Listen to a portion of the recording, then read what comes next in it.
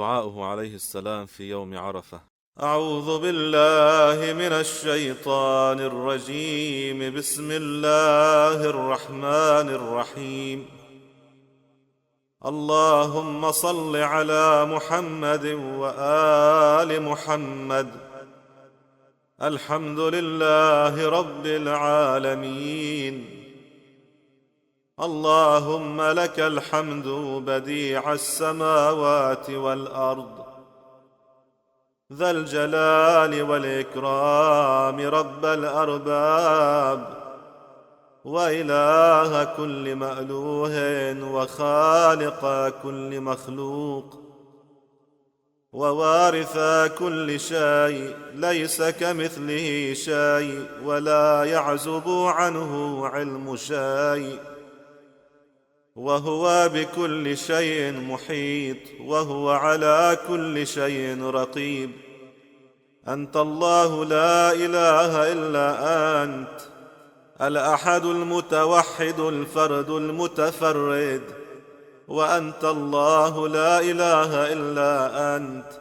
أنت الكريم المتكرم العظيم المتعظم الكبير المتكبر، وأنت الله لا إله إلا أنت، العلي المتعال الشديد المحال.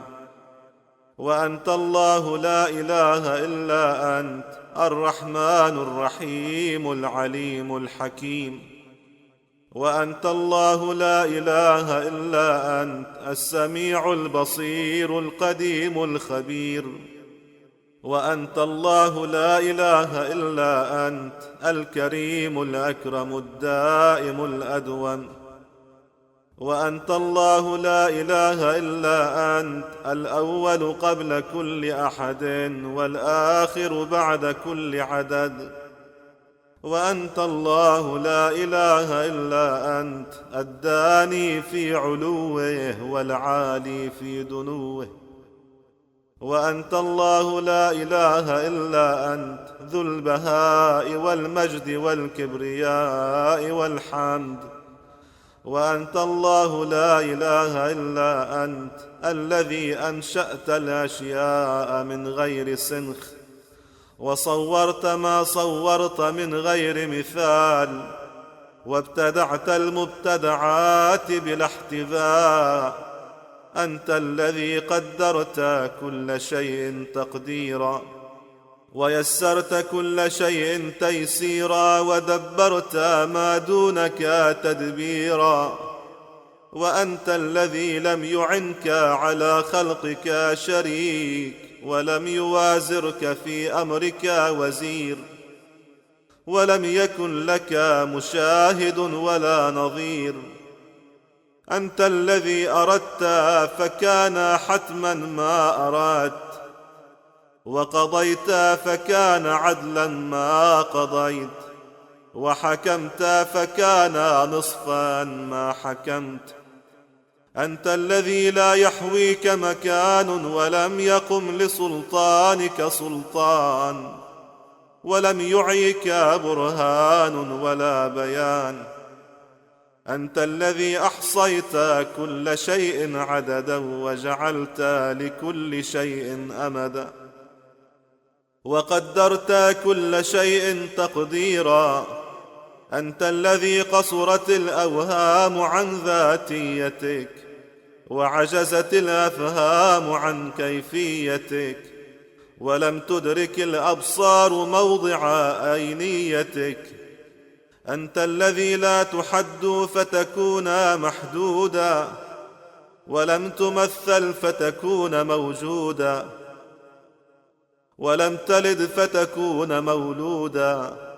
أنت الذي لا ضد معك فيعاندك، ولا عدل لك فيكافرك، ولا ند لك فيعارضك.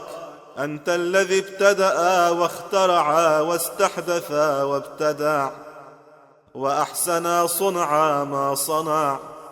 سبحانك ما أجل شأنك، وأسنى في الأماكن مكانك، وأصدع بالحق فرقانك. سبحانك من لطيف ما ألطفك، ورؤوف ما أرأفك، وحكيم ما أعرفك. سبحانك من مليك ما أمنعك، وجواد ما أوسعك، ورفيع ما أرفعك، ذو البهاء والمجد والكبرياء والحمد. سبحانك بسطت بالخيرات يدك، وعرفت الهداية من عندك، فمن التمسك لدين أو دنيا وجدك. سبحانك خضع لك من جرى في علمك، وخشع لعظمتك ما دون عرشك، وانقاد للتسليم لك كل خلقك. سبحانك لا تحس ولا تجس ولا تمس، ولا تكاد ولا تماط ولا تنازع، ولا تجارى ولا تمارى، ولا تخادع ولا تماكر. سبحانك سبيلك جدد، وأمرك رشاد، وأنت حي صمد. سبحانك قولك حكم، وقضاؤك حتم، وإرادتك عزم. سبحانك لا راد لمشيتك، ولا مبدل لكلماتك. سبحانك قاهر الأرباب باهر الآيات، فاطر السماوات بارئ النسمات. لك الحمد حمدا يدوم بدوامك، ولك الحمد حمدا خالدا بنعمتك، ولك الحمد حمدا يوازي صنعك، ولك الحمد حمدا يزيد على رضاك، ولك الحمد حمدا مع حمد كل حامد، وشكرا يقصر عنه شكر كل شاكر. حمدا لا ينبغي إلا لك، ولا يتقرب به إلا إليك. حمدا يستدام به الأول، ويستدعى به دوام الآخر. حمدا يتضاعف على كرور الأزمنة، ويتزايد أضعافا مترادفة.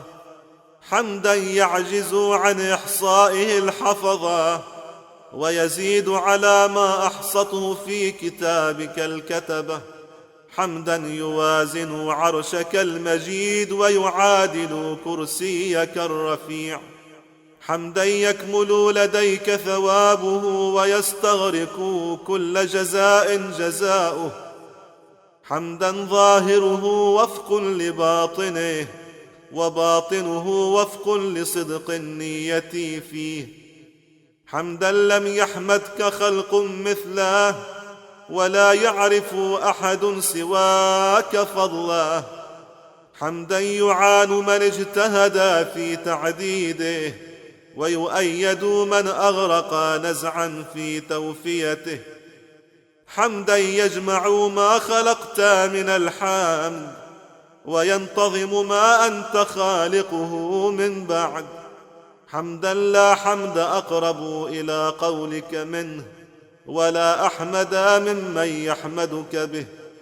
حمدا يوجب بكرمك المزيد بوفوره، وتصله بمزيد بعد مزيد طولا منك.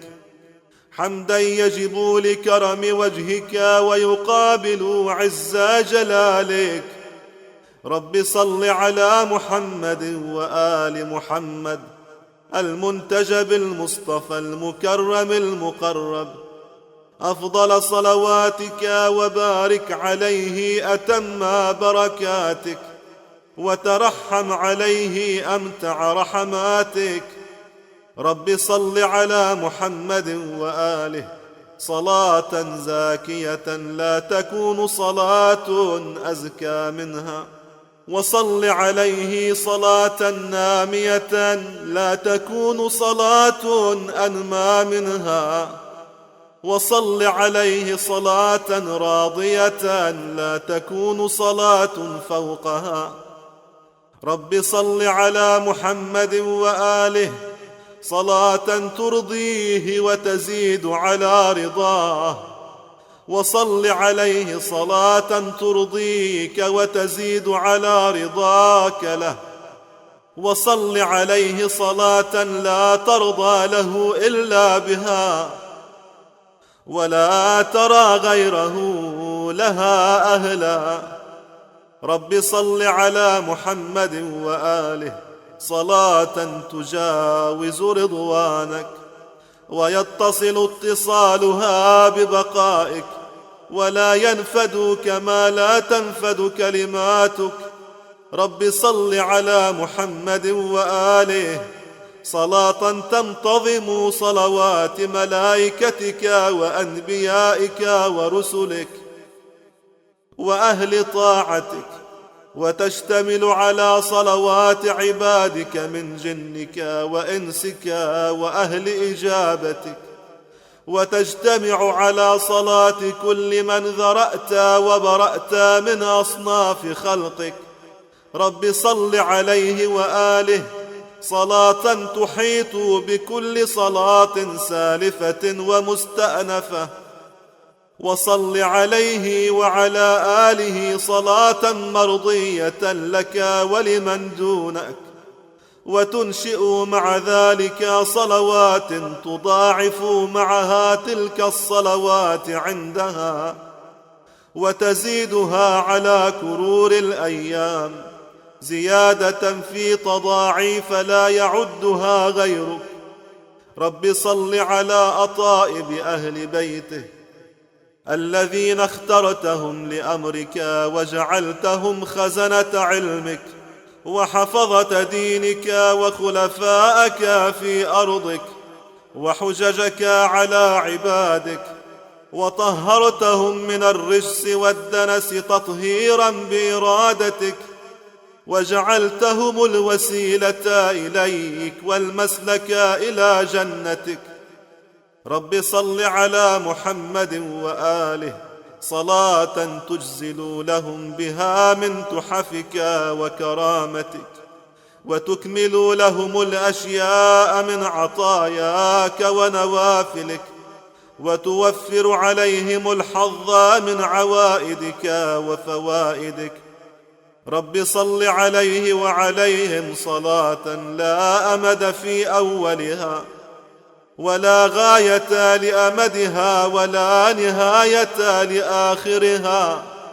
رب صل عليهم زنة عرشك وما دونه، وملء سماواتك وما فوقهن، وعدد أراضيك وما تحتهن وما بينهن، صلاة تقربهم منك زلفى وتكون لك ولهم رضا، ومتصلة بنظائرهن أبدا. اللهم إنك أيدت دينك في كل أوان بإمام أقمته علما لعبادك ومنارا في بلادك، بعد أن وصلت حبله بحبلك وجعلته الذريعة إلى رضوانك، وافترضت طاعته وحذرت معصيته، وأمرت بامتثال أمره والانتهاء عند نهيه، وألا يتقدمه متقدم ولا يتأخر عنه متأخر، فهو عصمة اللائذين وكهف المؤمنين وعروة المتمسكين وبهاء العالمين. اللهم فأوزع لوليك شكر ما أنعمت به عليه، وأوزعنا مثله فيه، وآته من لدنك سلطانا نصيرا، وافتح له فتحا يسيرا، وأعنه بركنك الأعز، واشدد أزره وقوي عضده، وراعه بعينك واحمه بحفظك، وانصره بملائكتك، وامدده بجندك الأغلب، وأقم به كتابك وحدودك وشرائعك، وسنن رسولك صلواتك اللهم عليه وآله، وأحيي به ما أماته الظالمون من معالم دينك، واجل به صدأ الجور عن طريقتك، وأبن به الضراء من سبيلك، وأزل به الناكبين عن صراطك، وامحق به بغاة قصدك عوجا، وألن جانبه لأوليائك، وابسط يده على أعدائك، وهب لنا رأفته ورحمته وتعطفه وتحننا، واجعلنا له سامعين مطيعين، وفي رضاه ساعين، وإلى نصرته والمدافعة عنه مكنفين. وإليك وإلى رسولك صلواتك اللهم عليه وآله بذلك متقربين. اللهم وصل على أوليائهم المعترفين بمقامهم، المتبعين منهجهم، المقتفين آثارهم، المستمسكين بعروتهم، المتمسكين بولايتهم، المؤتمين بإمامتهم، المسلمين لأمرهم، المجتهدين في طاعتهم، المنتظرين أيامهم، المادين إليك أعينهم، الصلوات المباركات الزاكيات الناميات الغاديات، وسلم عليهم وعلى أرواحهم، واجمع على التقوى أمرهم، وأصلح لهم شؤونهم، وتب عليهم إنك أنت التواب الرحيم وخير الغافرين، واجعلنا معهم في دار السلام برحمتك يا أرحم الراحمين. اللهم هذا يوم عرفة، يوم شرفته وكرمته وعظمته، نشرت فيه رحمتك ومننت فيه بعفوك، وأجزلت فيه عطيتك وتفضلت به على عبادك. اللهم وأنا عبدك الذي أنعمت عليه قبل خلقك له وبعد خلقك إياه، فجعلته ممن هديته لدينك، ووفقته لحقك، وعصمته بحبلك، وأدخلته في حزبك، وأرشدته لموالاة أوليائك ومعاداة أعدائك، ثم أمرته فلم يأتمر، وزجرته فلم ينزجر، ونهيته عن معصيتك فخالف أمرك إلى نهيك، لا معاندة لك ولا استكبارا عليك، بل دعاه هواه إلى ما زيلته وإلى ما حذرته، وأعانه على ذلك عدوك وعدوه، فأقدم عليه عارفا بوعيدك راجيا لعفوك واثقا بتجاوزك، وكان أحق عبادك مع ما مننت عليه ألا يفعل. وها أنا ذا بين يديك صاغرا ذليلا، خاضعا خاشعا خائفا، معترفا بعظيم من الذنوب تحملته، وجليل من الخطايا اجترمته، مستجيرا بصفحك لاذا برحمتك، موقنا أنه لا يجيرني منك مجير، ولا يمنعني منك مانع، فعد علي بما تعود به على من اقترف من تغمدك، وجد علي بما تجود به على من ألقى بيده إليك من عفوك، وامنن علي بما لا يتعاظمك أن تمن به على من أملك من غفرانك، واجعل لي في هذا اليوم نصيبا أنال به حظا من رضوانك، ولا تردني صفرا مما ينقلب به المتعبدون لك من عبادك.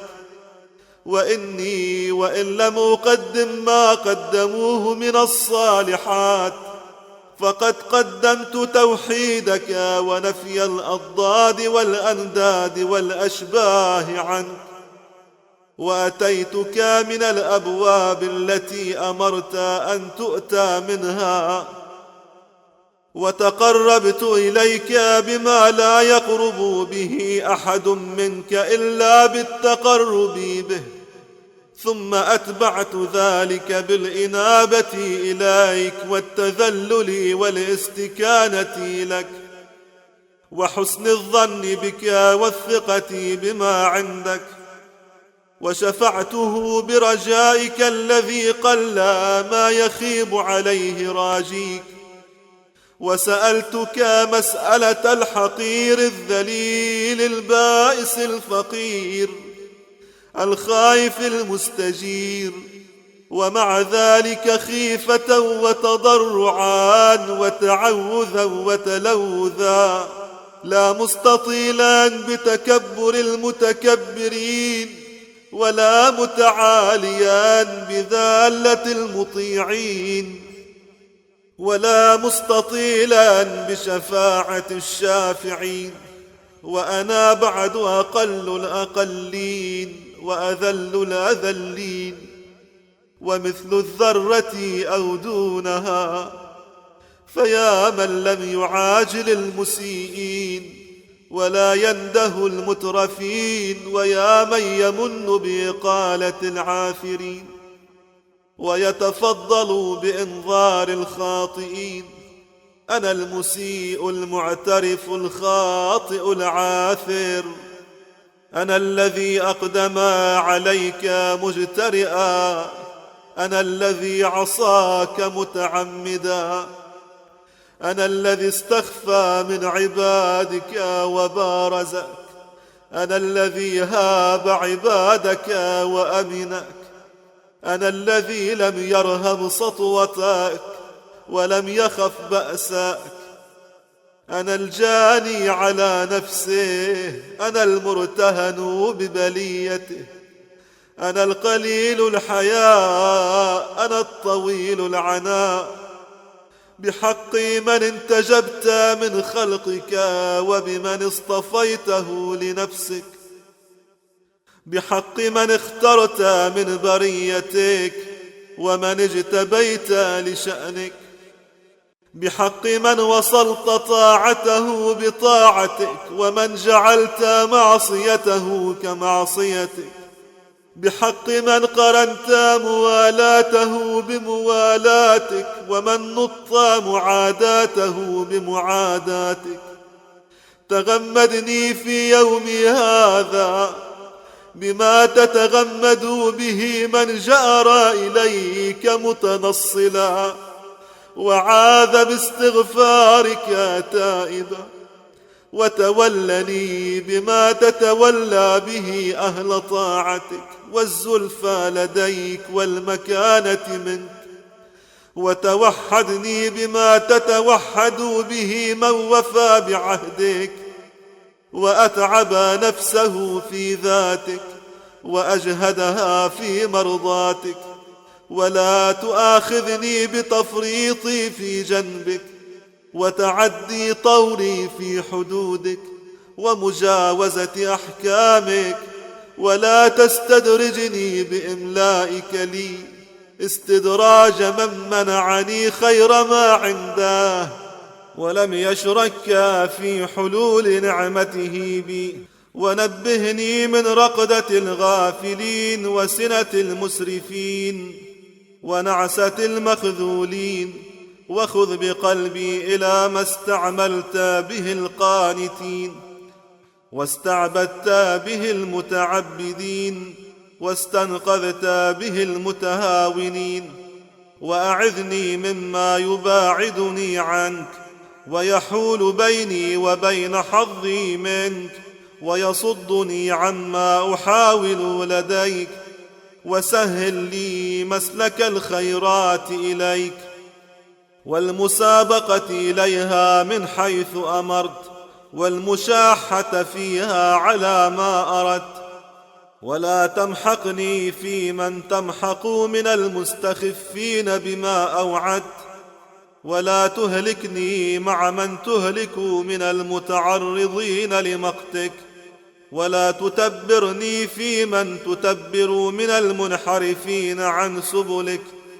ونجني من غمرات الفتنة وخلصني من لهوات البلوى، وأجرني من أخذ الإملاء، وحل بيني وبين عدو يضلني وهوى يوبقني ومنقصة ترهقني، ولا تعرض عني إعراض من لا ترضى عنه بعد غضبك، ولا تؤيسني من الأمل فيك فيغلب علي القنوط من رحمتك، ولا تمنحني بما لا طاقة لي به فتبهضني مما تحملنيه من فضل محبتك، ولا ترسلني من يدك إرسال من لا خير فيه ولا حاجة بك إليه ولا إنابة له، ولا ترم بي رمي من سقط من عين رعايتك ومن اشتمل عليه الخزي من عندك، بل خذ بيدي من سقطة المترددين ووهلة المتعسفين وزلة المغرورين وورطة الهالكين، وعافني مما ابتليت به طبقات عبيدك وإمائك، وبلغني مبالغ من عنيت به وأنعمت عليه ورضيت عنه، فأعشته حميدا وتوفيته سعيدا.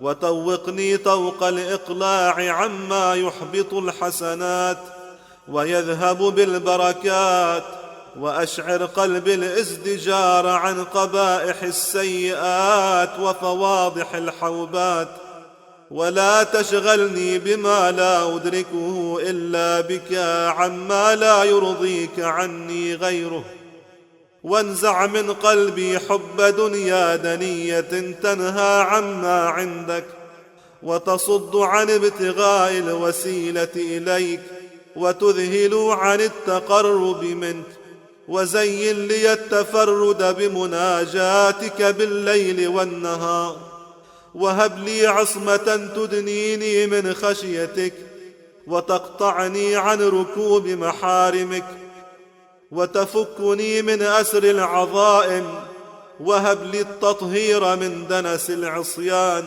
وأذهب عني درن الخطايا، وسربلني بسربال عافيتك، وردني رداء معافاتك، وجللني سوابغ نعمائك، وظاهر لدي فضلك وطولك، وأيدني بتوفيقك وتسديدك، وأعني على صالح النية ومرضي القول ومستحسن العمل، ولا تكلني إلى حولي وقوتي دون حولك وقوتك، ولا تخزني يوم تبعثني للقائك، ولا تفضحني بين يدي أوليائك، ولا تنسني ذكرك ولا تذهب عني شكرك، بل ألزمنيه في أحوال السهو عند غفلات الجاهلين لآلائك، وأوزعني أن أثني بما أوليتنيه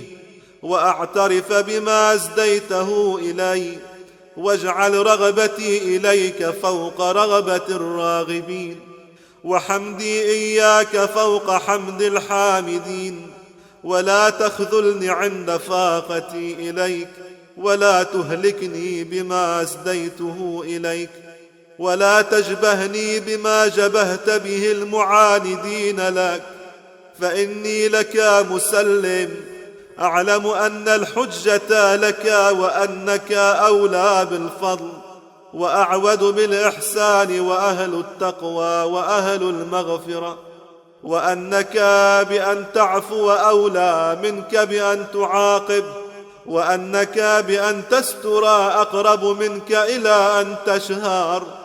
فأحيني حياة طيبة تنتظم بما أريد وتبلغ ما أحب، من حيث لا آتي ما تكره ولا أرتكب ما نهيت عنه. وأمتني ميتة من يسعى نوره بين يديه وعن يمينه، وذللني بين يديك، وأعزني عند خلقك، وضعني إذا خلوت بك، وارفعني بين عبادك، وأغنني عمن هو غني عني، وزدني إليك فاقة وفقرا، وأعذني من شماتة الأعداء، ومن حلول البلاء، ومن الذل والعناء. تغمدني فيما اطلعت عليه مني، بما يتغمد به القادر على البطش لولا حلمه، والآخذ على الجريرة لولا أناته. وإذا أردت بقوم فتنة أو سوءا فنجني منها لوا ذنبك، وإذا لم تقمني مقام فضيحة في دنياك فلا تقمني مثله في آخرتك. واشفع لي أوائل مننك بأواخرها، وقديم فوائدك بحوادثها، ولا تمدد لي مدا يقسو معه قلبي، ولا تقرعني قارعة يذهب لها بهائي، ولا تسمني خسيسة يصغر لها قدري، ولا نقيصة يجهل من أجلها مكاني، ولا ترعني روعة أبلس بها، ولا خيفة أوجس دونها. اجعل هيبتي في وعيدك، وحذري من إعذارك وإنذارك، ورهبتي عند تلاوة آياتك، وعمر ليلي بإيقاظي فيه لعبادتك، وتفردي بالتهجد لك، وتجردي بسكوني إليك، وإنزال حوائجي بك، ومنازلتي إياك في فكاك رقبتي من نارك، وإجارتي مما فيه أهلها من عذابك. ولا تذرني في طغيان عامها، ولا في غمرتي ساهيا حتى حين، ولا تجعلني عظة لمن اتعظ، ولا نكالا لمن اعتبر، ولا فتنة لمن نظر. ولا تمكر بي في من تمكر به، ولا تستبدل بي غيري، ولا تغير لي اسما، ولا تبدل لي جسما، ولا تتخذني هزؤا لخلقك، ولا سخريا لك، ولا تبعا إلا لمرضاتك، ولا ممتهنا إلا بالانتقام لك. وأوجدني برد عفوك، وحلاوة رحمتك، وروحك، وريحانك، وجنة نعيمك. وأذقني طعم الفراغ لما تحب بسعة من سعتك، والاجتهاد فيما يزلف لديك وعندك، وأتحفني بتحفة من تحفاتك. واجعل تجارتي رابحة وكرتي غير خاسرة، وأخفني مقامك وشوقني لقاءك. وتب علي توبة نصوحة لا تبقي معها ذنوبا صغيرة ولا كبيرة، ولا تذر معها علانية ولا سريرة. وانزع الغل من صدري للمؤمنين، وأعطف بقلبي على الخاشعين. وكن لي كما تكون للصالحين، وحلني حلية المتقين. واجعل لي لسان صدق في الغابرين، وذكرا ناميا في الآخرين. ووافي بي عرصة الأولين، وتمم سبوغ نعمتك علي، وظاهر كراماتها لدي. املأ من فوائدك يدي، وسق كرائم مواهبك إلي، وجاور بي الطيبين من أوليائك في الجنان التي زينتها لأصفيائك، وجللني شرائف نحلك في المقامات المعدة لأحبائك، واجعل لي عندك مقيلا آوي إليه مطمئنا، ومثابة أتبوأها وأقر عينا. ولا تقايسني بعظيمات الجرائر، ولا تهلكني يوم تبلى السرائر، وأزل عني كل شك وشبهة، واجعل لي في الحق طريقا من كل رحمة، وأجزل لي قسم المواهب من نوالك، ووفر علي حظوظ الإحسان من إفضالك، واجعل قلبي واثقا بما عندك، وهمي مستفرغا لما هو لك، واستعملني بما تستعمل به خالصتك، وأشرب قلبي عند ذهول العقول طاعتك، واجمع لي الغنى والعفاف والدعة والمعافاة، والصحة والسعة والطمأنينة والعافية، ولا تحبط حسناتي بما يشوبها من معصيتك،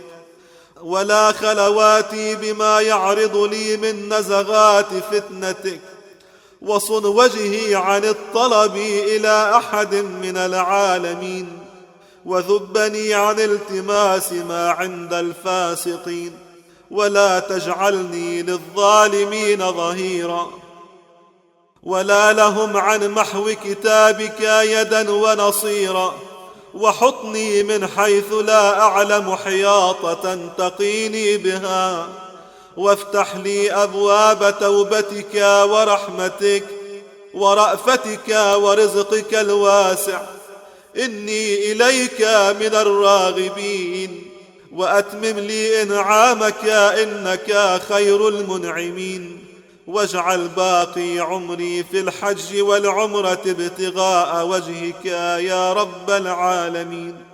وصلى الله على محمد وآله الطيبين الطاهرين، والسلام عليه وعليهم أبد الآبدين.